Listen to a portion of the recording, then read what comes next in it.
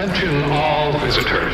Due to recent flooding and the pandemic, access to external areas is limited. What the hell is going on? For your own protection, please refrain from opening restricted doors and avoid contact with any bodies that appear abnormal. Turn around, real slow. Calvin, I assure you all is well. How are you? Worms only inhabit the dead.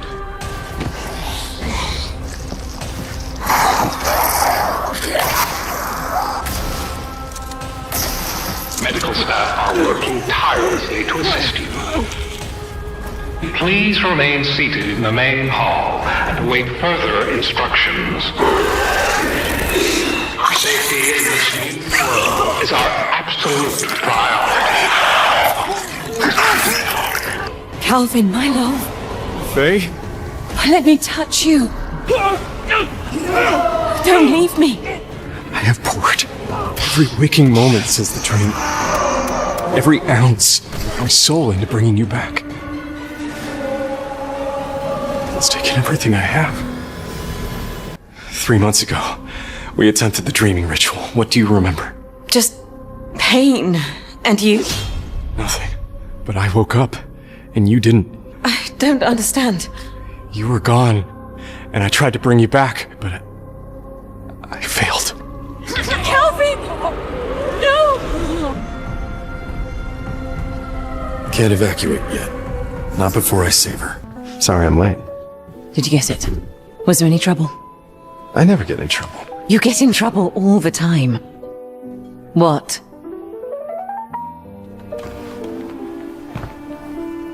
Faye Adelaide Bennett. Calvin! Will you contact a god with me?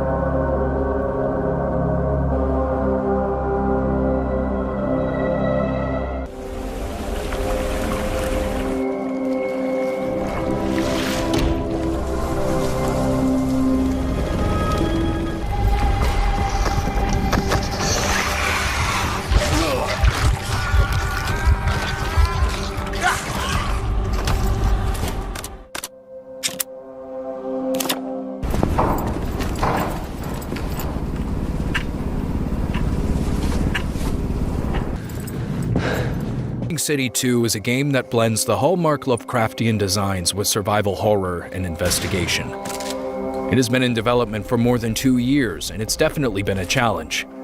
The first game was a different genre and a different engine, and switching those for the sequel isn't exactly an easy process.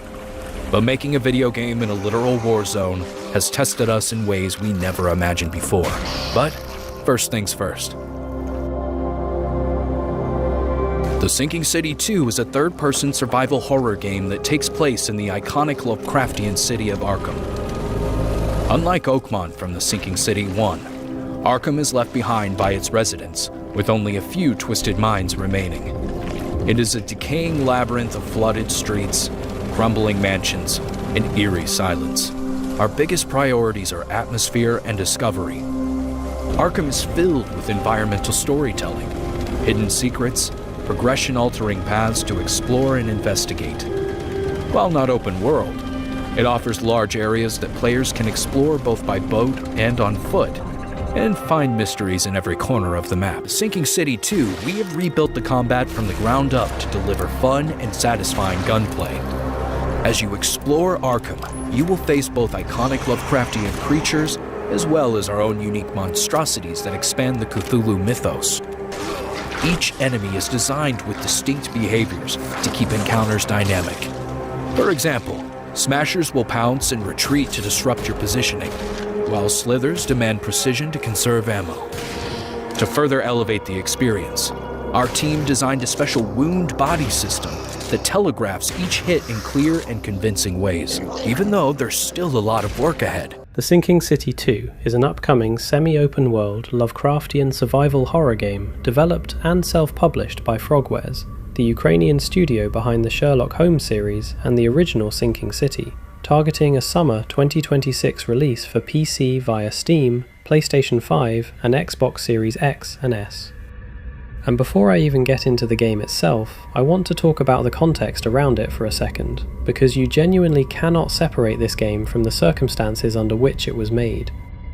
Frogwares is based in Kiev, and they have been developing this during an active war, dealing with Russian drone strikes on Ukraine's power grid causing months of blackouts, overnight air raid alerts, and team members being called up for military service. The studio adapted with a hybrid remote model to keep production going during the worst of it, and they ran a Kickstarter in March 2025 specifically as a financial safety net, raising over €554,000 from 6,181 backers against a €100,000 goal, unlocking every single stretch goal in the process. That level of community support says a lot about the goodwill Frogwares has built. The game was originally supposed to launch in late 2025, but got pushed to summer 2026 because of everything the studio was navigating, which is completely understandable, and they also took that time to ship a well-received remaster of the original first game in May 2025 as a stopgap, giving it free to anyone who already owned the 2019 version. Now the game itself, and this is where the sequel makes a genuinely bold creative pivot. The original Sinking City from 2019 was, at its core, a detective adventure, an open-world investigation game with horror atmosphere layered around it. The sequel throws that formula out and commits fully to survival horror as the primary genre, with investigation now being what game director Alexander Gresko himself describes as a beneficial optional layer rather than the spine of every sequence. Combat, survival, and exploration are the three pillars driving the moment-to-moment experience now, which is a big shift and one Gresko has said required the team to basically rethink everything they knew about game design.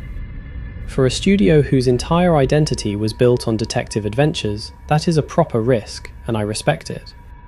The game is built on Unreal Engine 5, and it is set in a Lovecraftian version of 1920s Arkham, Massachusetts, which Lovecraft fans will recognize as one of his most iconic fictional cities.